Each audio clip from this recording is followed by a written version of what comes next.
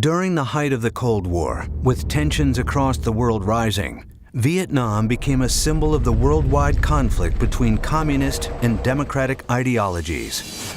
It began as a small uprising in South Vietnam and grew to become one of the costliest, deadliest, and most controversial wars in American history. In order to prevent a communist takeover of South Vietnam, the United States entered the war. Having recently been successful in Korea, the U.S. military was anticipating a relatively quick and resounding victory. What they weren't anticipating was the unorthodox fighting style of the Viet Cong.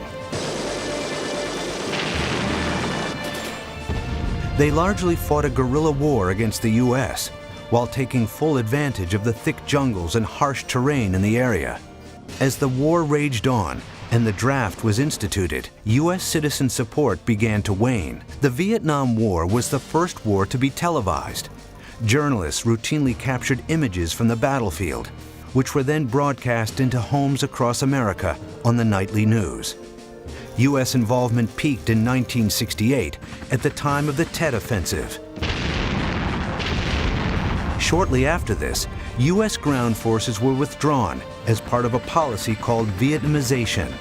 These events and others led to the signing of the Paris Peace Accords, which eventually ended America's involvement in Vietnam.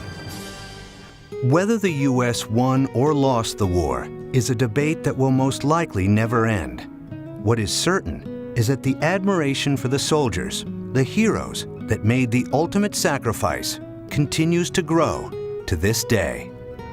We want to thank all our servicemen and women that fought in Vietnam. Please stand and be recognized as we salute you this Memorial Day weekend.